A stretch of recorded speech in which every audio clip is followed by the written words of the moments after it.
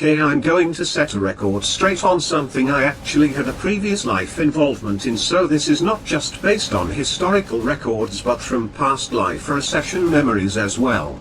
Many cultures, including the Islamic Judaism Society of the East, believe that our country and its founding fathers were based on and founded by the Illuminati and its ideals. This is widely incorrect. George Washington, Samuel Jackson, Benjamin Franklin and many of the other founders were not in any way associated with the Illuminati order.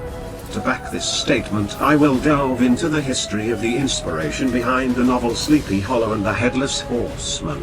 This character was written by an author who was inspired by a town legend he came across while traveling that pertained to Samhain, the spirit of evil celebrated during Halloween. The legend involved an ominous graveyard that contained a gravestone marking the resting place of James Mattheson, who died in 1685 AD and was burned at the stake for being in league with the devil, they say, along with 6 others. Not only that, but rumor had it that they say he was the devil himself. The legend says that on the night of his execution the devil appeared before him and explained that he was not the devil yet, but he would be one day. So when they lit the fire as he burned alive, they say his last words were, "I will return." This legend gave the writer the inspiration to write the novel Sleepy Hollow, as well as sparked the spirit of the tradition of Halloween as Samhain, taken from many traditions that existed in the multicultural colonial America. That's the legend, but the true history is even more interesting.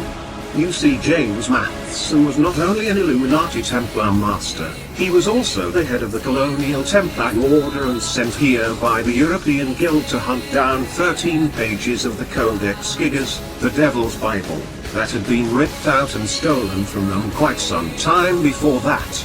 The Bahasham order of the Freemasons, an opposing order to the Templars, had been hiding these pages ever since they stole them, which led to many silent wars between them.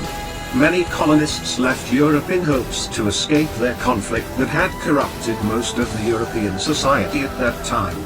However, the Freemasons managed to smuggle what remaining pages they had not collected to the American colonies, with hope that without the Church and Crown's corruption of the Templar order they might have a better chance there in the colonial regions. James Mattheson was dispatched to collect the remaining pages, which he did by hunting them down and executing anyone associated with them. The innocent people who helped give them and their secret items refuge were dragged before the townsfolk and accused of witchcraft, citing the pages they were searching for to be pacts they had made with the devil, contracts for their souls, and would have them burned at the stake to force the Freemasons to reveal themselves or watch the innocent people and children even die for helping them. The Salem witch trials even were a part of this massive hunt. After completing his task, he and his associates met to discuss what to do next, and it was decided that the colonial Americas had the potential to become a sovereign country one day if they had the proper order and leadership of that of the Templar Creed to lead them. So they began planning a means to supplant a dominant foothold and take the roles of authority in the colonial region and place them under their Templar order's control, and began drafting an agenda. An agenda of laws and order to supplant control over the population that would seem beneficial to the people but ultimately beneficial to them. This plan was relayed in secret back to the main order back in Europe, who counted among its members both King George and the Pope at the time. They decided that America was too far away to allow such a bold political move. It would weaken the British hold on other foreign territory if they allow this plan to go through. So they decided to allow this group to instead die at the hands of religious persecution to display the power and strength the Crown and Church still held even as far as America. So they used the very reason they had sent James Mattheson to the colonies in the first place and had him tried for being in league with the devil and conspiring against the Crown, and sentenced to be burned at the stake by the very people who had helped him burn all the others and who knew the truth on September 24, 1685 AD. Just before his execution, he pondered their accusations of him being the devil himself. He knew it was rubbish, for during their meetings he had always referred to Lucifer as the master, but maybe they were right. Something in him didn't let that settle right though, and that is when, by an account recorded by the guard at the door to the basement they used to hold him in, says the devil appeared before him and explained a prophecy of what was to come, and that one day he would become him, just not at that time.